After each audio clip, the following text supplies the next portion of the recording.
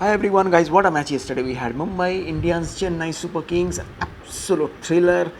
I am at a loss of adjectives of how to describe this match. It was a breathtaking game of cricket. It was a sensational game of cricket.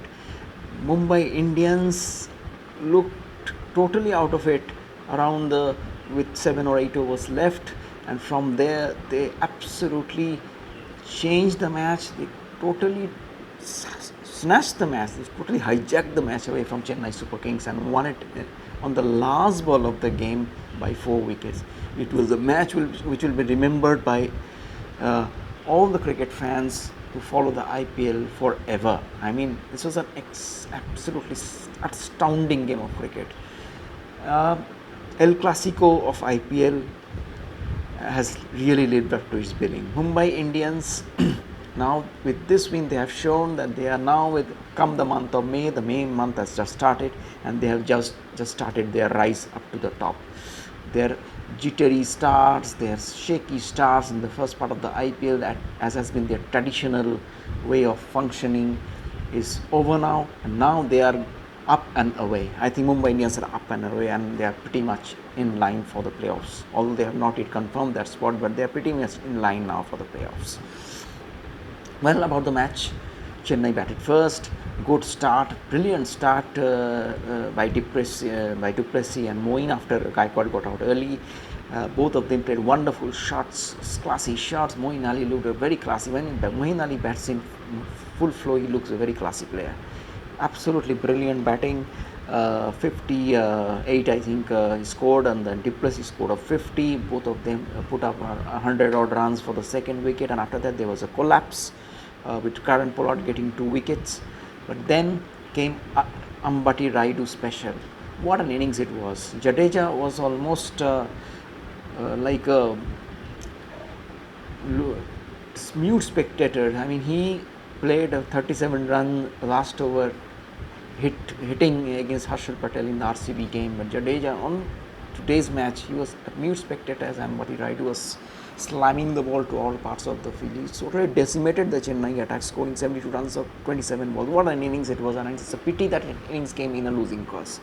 I mean, the shots that Rayudu hit against better bowling attack, I would say Rayudu played against a much better bowling attack like Bumrah, Bolt, Rahul Chahar, quality international bowlers, Bumrah and Bolt. And what an innings he played.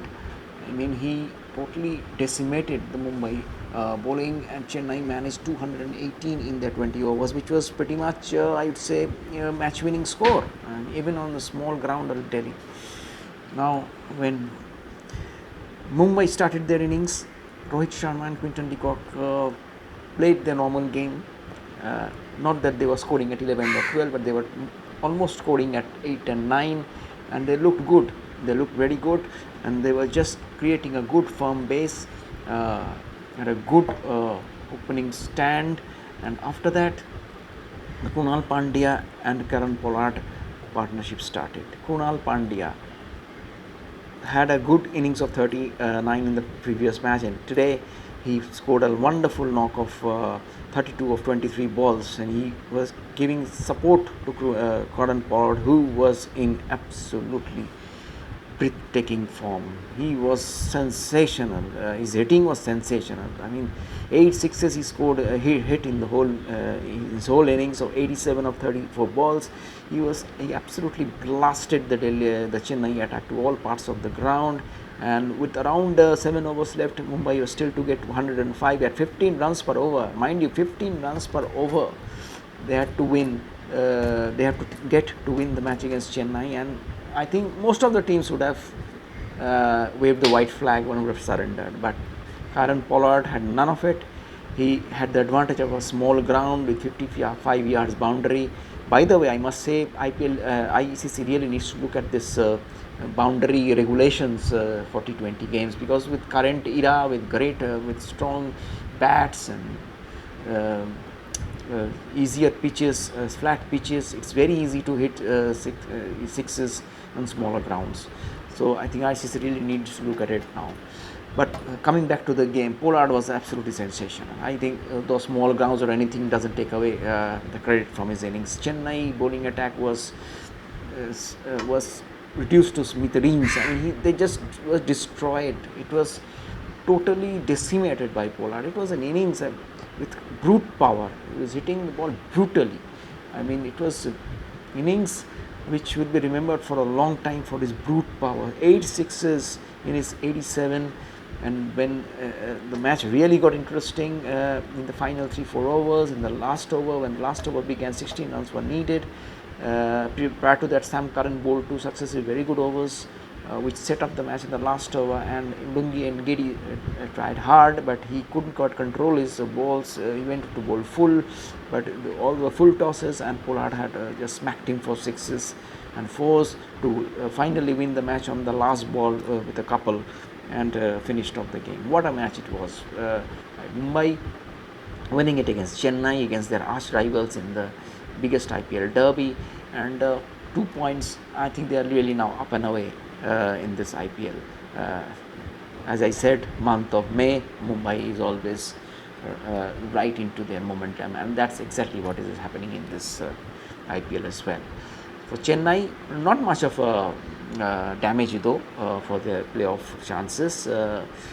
They are still very much on top of the points table, so they don't need to worry. But both teams really actually had a very small ground to play with, so I don't think too much to worry about the bowling attacks at the moment.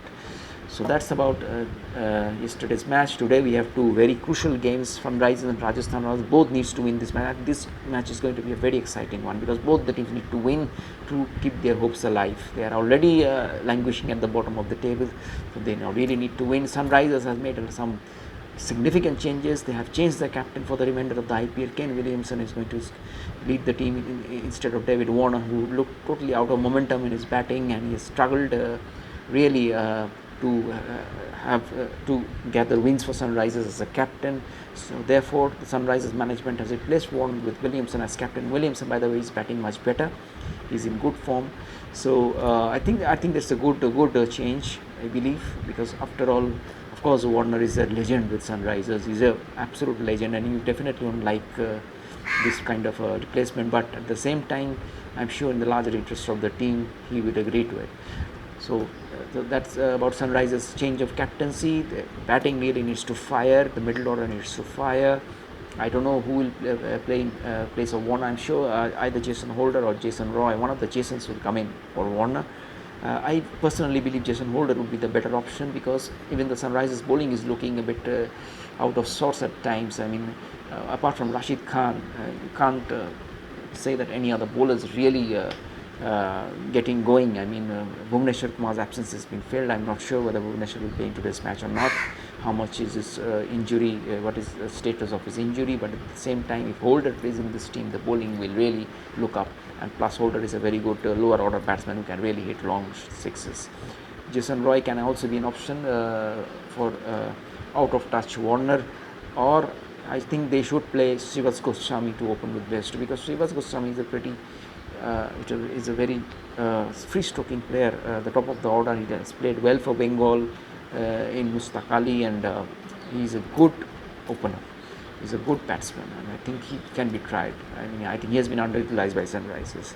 So if they need to play Holder, they have to play Goswami as the opener along with Bairstow, or else they have to play Jason Roy, and if Jason Roy is played, then Holder will again have to sit out. So a lot of important decisions for Sunrisers to take. As for Rajasthan, their bowling is also looking pretty flat and pretty pedestrian. They need, obviously, Jofra Archer's absence has harmed their chances. Morris has been taking wickets, but then the other bowlers have lacked the penetration. The batting has looked patchy, bits and pieces. I mean, batsmen are getting runs. Battler need to convert his 40s to more sizable 80s and 90s in order to put Rajasthan in a winning situation. I think Samson also needs to get bigger scores. He is getting got a few good wins. Good win with a 40 not out, but he needs to get bigger scores. So Butler and Samson are key to Rajasthan's batting chances. They need to bat David Miller much higher than Shivam Dube and Pollard. And Shivam Dube and Pollard needs to make big scores whenever they come in. They really need to convert their 10s, this 15s and 20s and 30s into 50s and 60s and make an impact. So both teams need to have are looking for some impact players in their team in order to win this today's match. As for the other game, we had the North Indian Derby, the Punjab Kings versus Delhi Capitals. They had their first in the first round, in the first leg. Punjab Kings lost to Delhi Capitals even after posting a very good score of 190 odd. But it remains to be seen how Delhi Capitals shape up. I think Delhi Capitals don't need to go into too much of changes. Maybe they will have this spin will be comprising of Akshar Patel and Lalit Yadav. I'm not sure whether Nokia will be played because they have got Steve Smith, who is doing well at number 3, giving the stability. They have got Heitmar, who is doing well. Or they might change one of the batters, overseas batters, with and Rich Nokia, because Punjab has got a pretty strong batting lineup. So that is a possibility. I think Nokia coming in to the bowling attack against a strong batting lineup against Punjab on a good pitch, that could be one change for Delhi. For Punjab, I think they really need to win this, because they have had two very good wins against top of the in top 4 teams in top 4, that is Mumbai and RCB.